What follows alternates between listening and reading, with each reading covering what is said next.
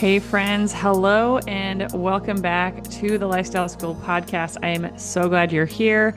I am your host, Hope Plack. And if you're new here, this podcast is all about helping you create a lifestyle that supports both the health results and the weight you want so that you can live the life that you want to live with a bunch of energy and feeling really good in your skin.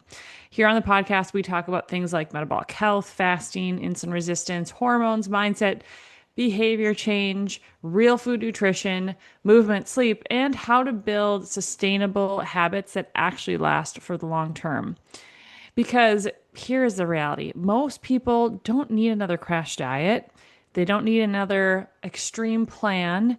They need education, they need understanding, and they need systems that help healthy choices become more automatic so it doesn't feel so hard to live that lifestyle that you're chasing.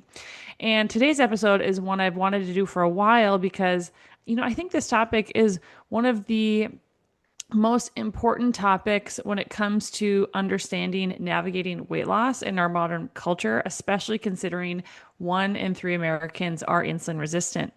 Today, we are talking about feasting and fasting. As you know, my course is all about, not all about, but there's a big focus on showing you the tool of fasting and how it works. And I feel like we just don't talk about it enough here on this podcast. So I'm really excited to do this episode today. And, I really believe that understanding this relationship between feasting and fasting may completely change the way you think and look at things like body fat, hunger, metabolism, and even your overall health. So today we're going to cover things like, why people struggle with excess body fat. Obviously that's a very complex topic, but we're going to try to scratch the surface there. We're going to talk about why constantly eating keeps people metabolically stuck. We're going to talk about the role of insulin and how it plays into fat storage. We're going to talk about fasting and why it's not starvation, the difference there. We're going to talk about the beauty of allowing your body to use stored energy. We're going to talk about things like time restricted eating, intermittent fasting, therapeutic fasting, and how to, take your first step to doing this in a sustainable way. And another reason why I am really excited to start talking about this topic is because my fasting journey is restarting after almost a year of actually, let's see here. It's almost been exactly a year since I have done really any fasting because I was pregnant this last year and I am now almost 4 months, coming up on 4 months postpartum. Sadly, my milk supply this postpartum period has just really struggled. And despite my best efforts, I started my baby on formula this last weekend. The good news is, I should say, is there are some really great formula brands on the market now that I feel comfortable and, great about giving to my baby. Obviously, I wish I could breastfeed because I think breast milk is such a beautiful gift I could give to him. But alas, you can only do what you can do, right? So I am trying to let it go and focus on the positive, like this bittersweetness of ending my fasting journey earlier than I would have wanted to, but then at the same time being able to now focus on myself and my health because I want to be completely honest with you guys. This pregnancy really wrecked me on a lot of levels. Wrecked is maybe not the right word. It humbled me in ways I didn't know I could be humbled. I was so incredibly sick the first trimester, but not in like the throwing up everything you eat, but more of like in bed, so nauseous, so dizzy. And I gained an extraordinary amount of weight this pregnancy, which, as like a weight loss coach feels weird. It doesn't feel great. I'm going to be honest with you guys about that. But I am trying to lean into this experience and help me understand even my clients, hopefully on a better level. Hopefully I'm able to relate and teach more compassionately and effectively as, I go through my own struggles as well, because I think life is the best teacher. So if you guys are interested in following my weight loss journey, I have about 50 pounds to lose, you guys, this postpartum, which is about 20 pounds more than I think I've ever had to lose after having a baby. So if you want to come along for the ride, I'm going to try my best to be posting about it on my Instagram stories and in my Instagram feed. But life is really busy with four kids. So I would say social media is not always at the top of my list of things I'm like trying to spend my time doing. So with that, yeah, I just want to invite you into this journey with me, alongside me, because, it's not always easy. It can feel hard, but doing it without someone else, I feel like always makes something feel easier. So, don't want to say enough with that, but here I am saying it. I just want to transition here, give you my quick disclaimer before we get into today's episode and some housekeeping stuff. Um, I just want you to know that I'm not a medical doctor, guys. This podcast is for educational purposes only and is not intended as medical advice. Always consult with your qualified healthcare practitioner before making any major changes to your, medications, supplements, lifestyle, especially if you have, health challenges that should be considered. You guys, this is what I get for it's 7 a.m. in the morning. I'm recording this podcast and I feel like my brain is like, we haven't had coffee yet. I'm trying to I'm gonna take a sip right now so that hopefully I can kind of get going and not make this podcast so bumpy where I'm like, what am I trying to say here? So hold 1 second. I'm gonna take a sip of coffee. Okay, I don't know that that one tiny little super hot sip is gonna be enough to snap me out of this, but we're gonna uh we're gonna plow forward and try to get this done before my kids are all out of bed. So before we jump into it, guys, a little housekeeping here. I want to remind you that my online supplement store is open. And if you've been wanting high quality supplements that you can trust, this is where you can get them. Every product in my store is third party tested for quality and purity, which unfortunately isn't something guaranteed when you buy supplements from a place like Amazon or even your local grocery store or health food store. These are the same professional grade products that I use every day, same ones I recommend to my clients. And it's an easy way for you to support me and the Lifestyle School podcast because I don't have any sponsors for this podcast. So this is the only way that I could potentially, bring in money for this podcast. So if you're already buying supplements and you want to switch over where you're getting them, I would feel so blessed by that. Or if are on your health journey and you're like, I think I need to start incorporating a couple things into my routine. Either way, you can head over to www.hopeplackcoaching.com. In the top right corner of my website, there is a store button. Click on that. That's going to bring you to the supplement store. You will need a code, and that code is 104567, 104567. And create an account, order supplements from there. If you have any questions, please don't hesitate to reach out. Also, if you're not sure where to start when it comes to supplements, you can always refer to episode 43, where we talk you through my core four supplement recommendations and why they matter for metabolic health. Okay, so any questions, reach out to me via email or Instagram, Facebook Messenger. So happy to answer those for you guys. But with that, let's jump in to today's episode. I'm really excited to get into it with you guys. So, excuse me. I think one of the many reasons people struggle with body fat today is actually pretty simple. Um, excuse me. And that is that we are constantly feasting, constantly. I want you to just take a moment and think through yesterday. What did your eating patterns look like? And obviously, if you've been following me for a long time, if you're doing fasting, if you're doing time restricted eating, hopefully this isn't the case for you. But if you look back yesterday, what do you see? I just want you to take a moment to reflect before I move forward. Because not only are we constantly feasting, we're feasting on foods that dysregulate our hunger signals and keep insulin elevated almost all day long for most of us. Because if we think about what a modern day of eating looks like for most people, we wake up, we have coffee with sugar in it, we'll eat breakfast, usually, carb heavy breakfast.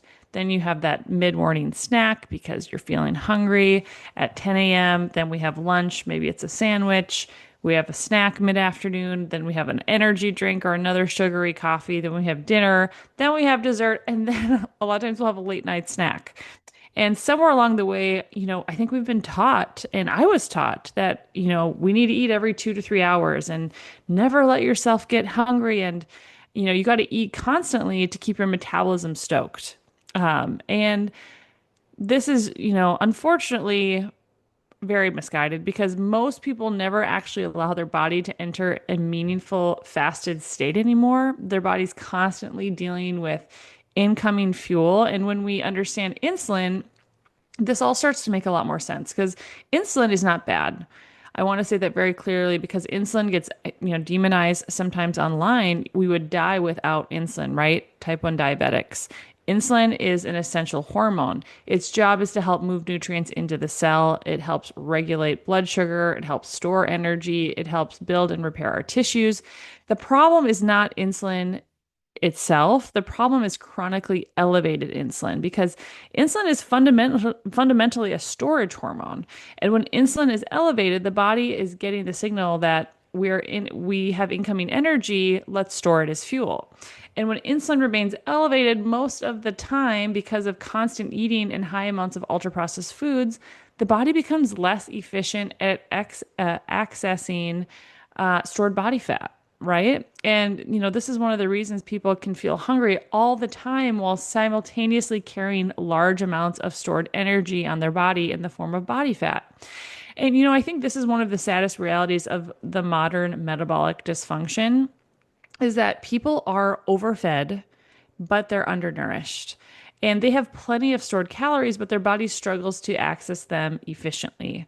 And then, when that happens, their energy crashes, they experience cravings, mood swings, constant hunger, food obsession sometimes, needing snacks all day, feeling shaky if you don't eat. This is something that I have dealt with. They feel exhausted after meals. And, often people think, my body is just broken. Like I can't lose body fat. Nothing works. I'm eating, even, if they're eating a real food diet, but they're eating all the time.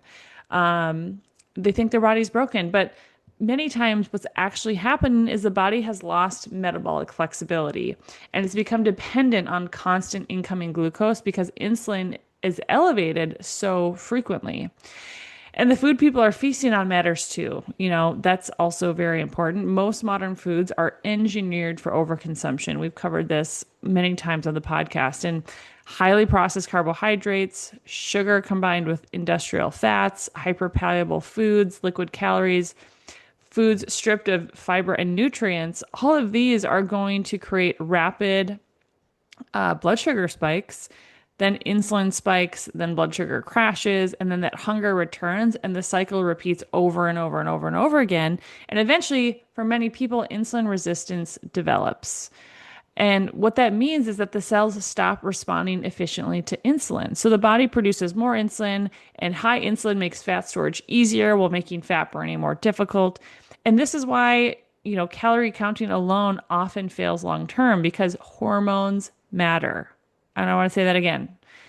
This is why calorie counting often fails long term is because hormones matter. Your body is not just a math equation. We are a complex system.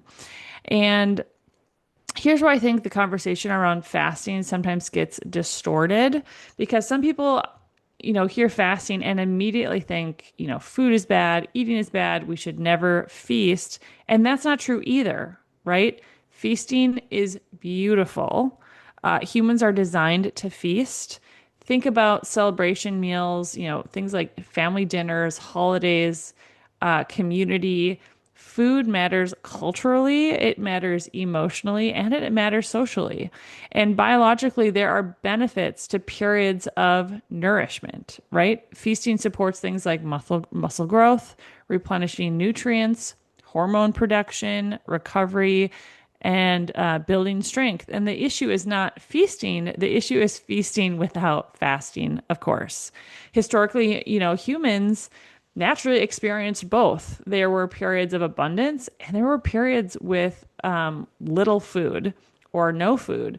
And the body was designed to switch between fuel sources.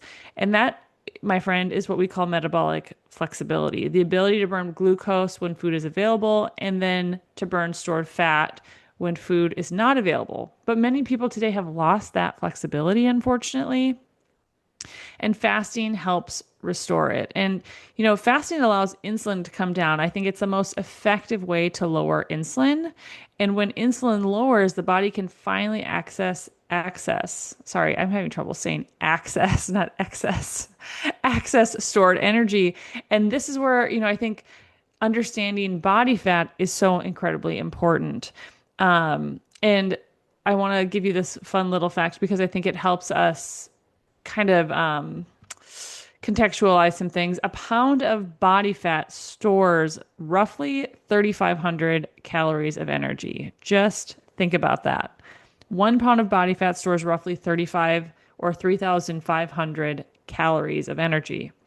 If someone has 50 pounds of excess body fat, like I do currently in this postpartum period, that is approximately 175,000 stored calories just hanging out on my body. And, I think when we talk about body fat, sometimes, we have, well, maybe not sometimes, I think it's like culturally we have assigned meaning and values and assumptions to how much body fat someone carries. And I want to be clear that, talking about body fat and the fact that 1 pound has 3,500 calories is not a moral statement whatsoever. That's not the point I'm trying to make. The point is that it's simply stored energy, right? Body fat is stored food, and the body will intelligently the body was intelligently designed to store energy for periods when food intake was lower.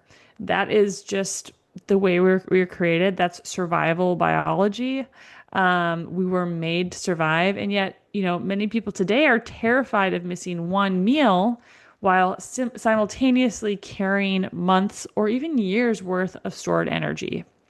And again, I want to say this with so much compassion because, I think if we're being honest with ourselves, many of us have been taught to fear hunger. I know that was something that I have had to work through and sort through along my journey, but hunger itself is not an emergency. And I want to say that again because I think that's a really key point here. Hunger itself is not an emergency, and allowing the body to occasionally use stored energy is not dangerous for most people that are metabolically unhealthy, specifically adults. It's not dangerous to allow our body to occasionally use stored energy for fuel. In fact, for many people, it may be incredibly, incredibly healing. So now let's talk about what actually happens physiologically during a fast. So the first major thing that happens is insulin begins to drop. And this is huge because lowering insulin changes the hormonal environment of the body. Glucagon rises, growth hormone increases, our counter regulatory hormones increase. And this is important because people often think fasting automatically destroys our metabolism and muscle. But the body has protective mechanisms. During fasting, the body increases access to stored fuel. This is very different from chronic calorie restriction while constantly eating. And I want to be clear that that distinction really matters. When insulin lowers, the body can begin mobilizing stored fat for fuel. First, the body uses glycogen, which is stored as carbohydrates in the liver and muscles. And as glycogen lowers, the body begins increasing fat oxidation, and then ketone production increases. Ketones are an alternative fuel source produced from fat. And this is where many people begin experiencing things like more stable energy, reduction in cravings, better appetite and regulation, and mental clarity. And I want to be super honest. Not everyone feels amazing immediately, myself included. Today's like my first day back fasting since getting pregnant and having this baby. Some people feel terrible initially, and I'm trying to brace myself for not feeling amazing all day. And usually that's because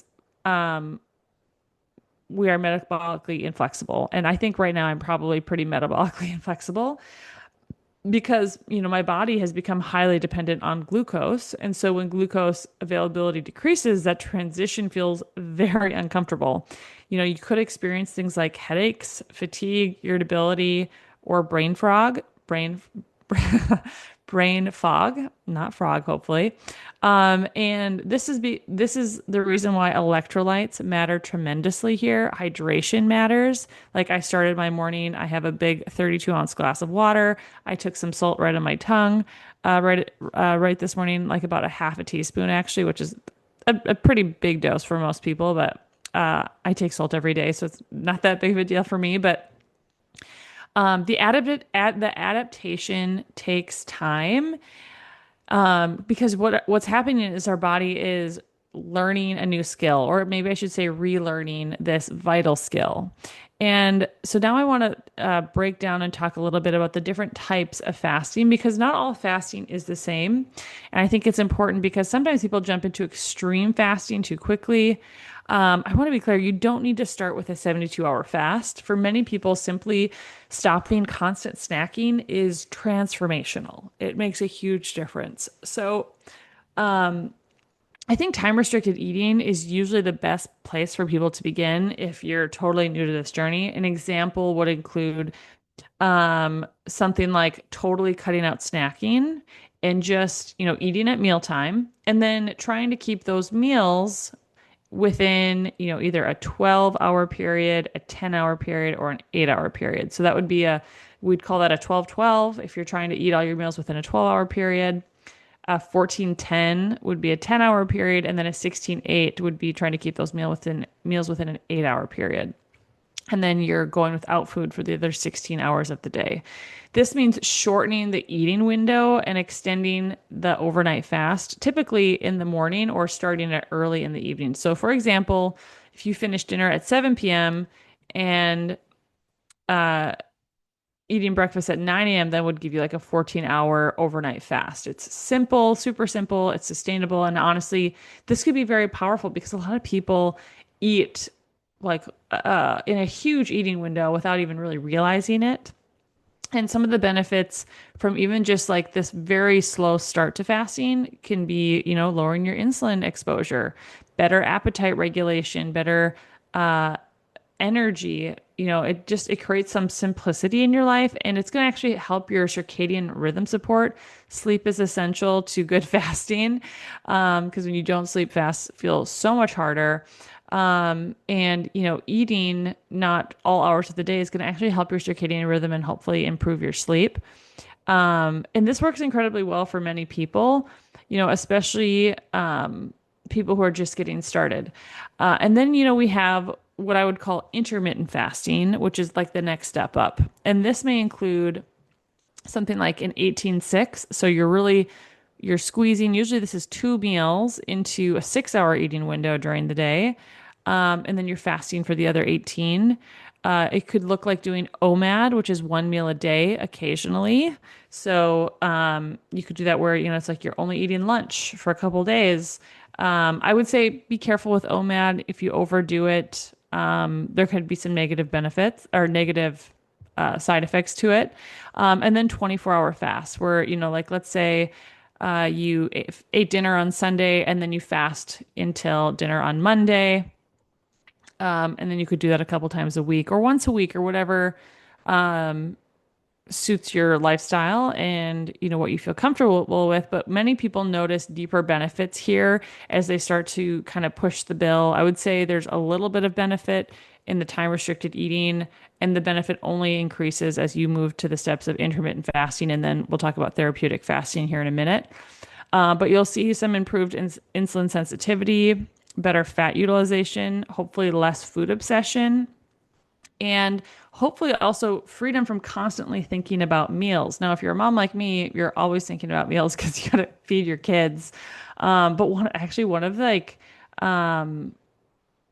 my favorite things about fasting is I don't have to think about what I'm going to eat. I don't have to prepare the food. I don't have to sit down to eat the food and I don't have to wash all the dishes associated with my food. And I feel like I get so much time back. And I think this is something important to say is that fasting should make your life feel simpler, not more obsessive or stressful or rigid. Because if fasting does become punishment or disordered behavior, something has gone wrong along the way, and that needs to be addressed. Now I want to talk about therapeutic fasting. These are longer fasts. When I say therapeutic fasting, I'm specifically thinking about fasts that are 36 hours long, 42 hours, 48 hours, or 72 hours. And so I just want to say this off the bat. I don't think for like a metabolic purposes, consistently doing anything fat longer than a 72-hour fast reaps like a ton of benefit. I would say like something like a 5 day or 7 day fast, doing them like quarterly would be as frequently as, I think you could do that as think of it as like a house cleaning through the different seasons, but doing those frequently, I don't think are going to be as productive for metabolic health for weight loss as doing these other four types of fasts, the 36, 40, or 36, 42, 48, and 72-hour fasts. And so with these four fasts, these can produce much deeper metabolic effects, which is why they're called therapeutic fasts, right? A 36-hour fast can significantly lower insulin and deepen ketosis. I will say for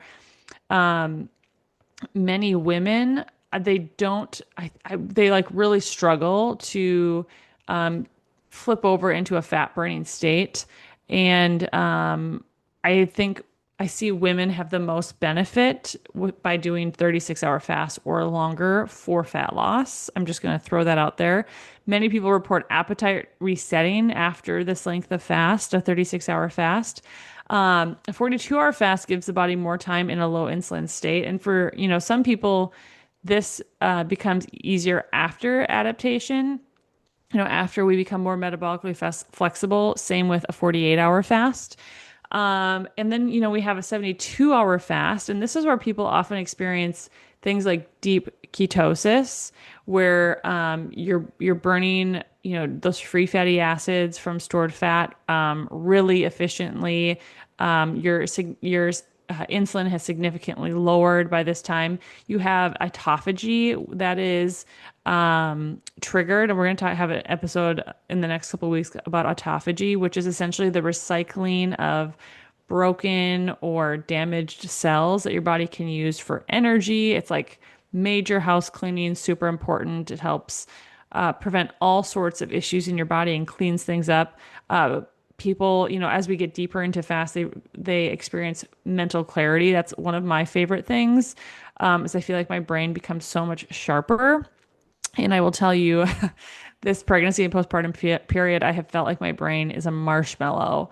So sometimes I feel like getting on this microphone and talking to you all every week, I'm like, I don't even know what's going to come out of my mouth. And I'm a little nervous because I just like my recall, I feel like someone opened one of the file cabinets in my brain and just like dumped everything out. And my memory has been awful. So I'm really, really hoping to get some mental clarity as I get back on my own fasting journey. And then the last one I'll mention is the reduction in inflammation markers. And this is also one I'm super excited about because, carrying around 50 extra pounds doesn't feel good on my joints. I've had these chronic back issues. I'm sure this isn't helping. And so I'm excited to really benefit from all these side effects of fasting, all these positive side effects. And just also like a quick note on autophagy once again is that, basically it's our body's cleanup and recycling system, and damaged cellular components get broken down and recycled. And I think that is just like so important for our health. I don't know of anything else that we can do that allows our body to do that. Now, I want to make sure we're having a balanced conversation as well about this. Long fasts are not necessary for everyone. However, you know, we got to come into this with our own individual unique needs and goals. And, more is not always better. And I do think it's important to say that, I think some people turn fasting into an all or nothing obsession, and that really defeats the purpose. Fasting is a tool. It's not a punishment. It's not our identity.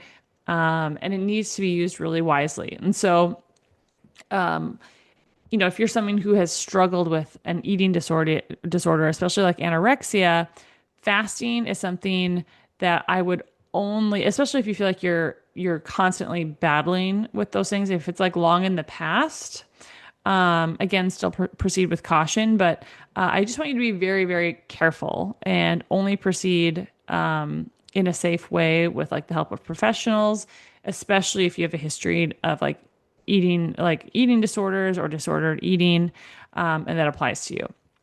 So I want to talk quickly about some misconceptions about fasting. I think one of the biggest myths out there, and I've mentioned this earlier, is that fasting ruins your metabolism. Um, and I will have to say, I think you couldn't be farther from the truth. So severe chronic calorie restriction absolutely can reduce your metabolic rate over time. And that's why so many people plateau on a calorie restriction diet. But fasting actually functions differently hormonally than calorie restriction. So during a fast, counter-regulatory hormones increase. And because of that, the body increases access to stored energy. And that's different than constantly underfeeding while insulin stays elevated. So what happens when we fast is we lower insulin so our body can actually go to that stored fuel. And then our body is so intelligently designed. We have these hormones, our counter-regulatory hormones that upregulate, that actually increase metabolism and allows our body to efficiently burn body fat for fuel. That doesn't happen in a calorie restricted state because our insulin typically doesn't come down when we're calorie restricted, and those counter-regulatory hormones never get triggered to upregulate because we are being fed, just not enough to really nourish what we need, but also we're not restricting enough to allow our body to do stored fuel. So it's kind of like I think of it as putting your body between a rock and a hard place. Another myth that I think is super common is that you're going to lose muscle if you do fasting. And could someone lose muscle with excessive fasting and inadequate protein over time? Of course, right? Context really matters. But what I want you to know is that the body has muscle preserving mechanisms during fasting, especially when body fat stores are abundant. Okay. So resistance training matters here too. Protein intake during eating windows matters. But I will tell you, after my third baby, I got really strong. I put on a lot of muscle while I was simultaneously losing body fat and doing a lot of fasting. And I felt great and I looked great and my muscles they were popping, guys. And I'm excited to get back to that place. And so I think this is, one that like your body is going to burn body fat. It's not going to burn your muscle, especially if you're getting adequate protein and you're doing resistance training along with it as you go through this process of weight loss using fasting as a tool. Another misconception is that breakfast is the most important meal. And what I will say about this is breakfast is the word break fast. And I actually totally agree with that. The meal that breaks your fast, whether that's right away in the morning or in the afternoon, is your most important meal. So, honestly, I think it depends on the individual when it comes to like eating breakfast in the morning. Some people genuinely feel their best eating breakfast right in the morning, others don't. And I think the real question is your body, are you eating because your body is asking you for food or because someone told you that you should eat it? There is, some data to suggest that eating all of your meals and having your eating window earlier in the day is actually better for metabolic health. It's better for fat loss because insulin is higher. You're more insulin resistant naturally later in the day. I'm sure you've heard people say like, don't eat 2 or 3 hours before bed. And that's because your body just doesn't mobilize that food the same way as if like you'd eaten it earlier in the day. So at the end of the day, fasting is a tool and I want you to use it in the way that works best for you, your lifestyle and your goals. Personally, I think it's really easy to skip breakfast. I don't try to eat late into the night, but just with like the chaos of my kids, the morning, homeschool, all of that, it works better for me to skip breakfast. And I would say a lot of my clients also find that, they're not hungry in the morning. They don't feel like they need to eat right away when they wake up. And that's okay. But then there's others who, they want to eat right away when they wake up. And again, that is fine. You have to do what works for you. And the last misconception I want to address is that fasting is starvation. That is categorically false. Starvation is involuntary. Fasting is an intentional practice to allow ourselves to utilize stored fat as fuel. Fasting has also been used for hundreds of thousands of years, not hundreds of thousands, but hundreds of years, if not over 1,000 years for spiritual purposes. I was like, what is that word? And the difference is, you know, that we are intentionally stepping away from food versus starvation is where, there's no food available to us, and that's just not the case. So someone says that fasting is just starvation. You can say like, well, actually, no. There is a massive difference here. Before we, get to the end of this, I want to also just touch on who should be careful with fasting because I think this is important.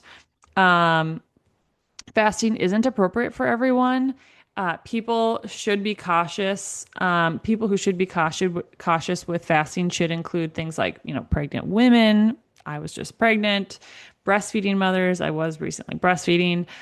People with eating disorder histories need to be very careful. If you're underweight, there's not really a reason for you to be fasting. If you have type 1 diabetes, if you're on certain medications, or this is a big one too, especially for women that I have coached over the last year. I've had a number of clients that have had significant adrenal and HPA dysfunction. And if you fall into any of those categories, you want to be really, really careful and cautious with fasting. If and some of these people shouldn't be fasting at all. And this is why context matters, you guys. Bio individuality matters. And, truly there is no one size fits all approach to weight loss, but fasting is a beautiful and powerful tool when used correctly for the right people. So, let's just talk some practical steps to get started. If you're listening to this and thinking, okay, well, where do I begin? Let's start very simple. First, you got to stop snacking. Second, build meals around things like protein, healthy fats, and fiber. And then third, start with just like a 12-hour overnight fast. This doesn't have to be crazy. Make sure, if you start eating by 7 in the morning, you're done by 7 p.m. at night. That may alone help tremendously, especially if you're a really late night eater. And then gradually extend your fast to what feels good. And I will tell you, night and day difference in fasting is going to be connected to your hydration. If you're not hydrated well with electrolytes, these fasts are going to feel incredibly hard. Making sure that you're getting enough sleep with fasts before fasts is going to make it feel so much easier. And then, doing things like managing your stress, walking after your feasts or your meals. I do like to call them feasts. And focusing on consistency over intensity as you get started is going to be key because, I think sometimes we jump into something a little too aggressively and then we don't meet our expectations. We get discouraged and we think, oh, well, that's just like not for me. And that's just not the case. Just like with lifting weights, you're not going to walk into a gym and pick up 100-pound barbell if you've never been in the gym before. You're going to pick up some small weights to get started. Fasting is similar to weightlifting where, you got to train your body up. And the more you do it, the more consistent you are, the easier it's going to get. So again, we're not chasing perfection here. We're chasing sustainability, one day, one habit at a time.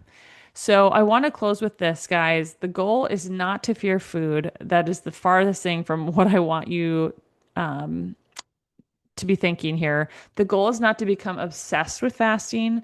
The goal is to restore balance and to restore the body's natural rhythm of feeding and fasting to help your body become metabolically flexible once again.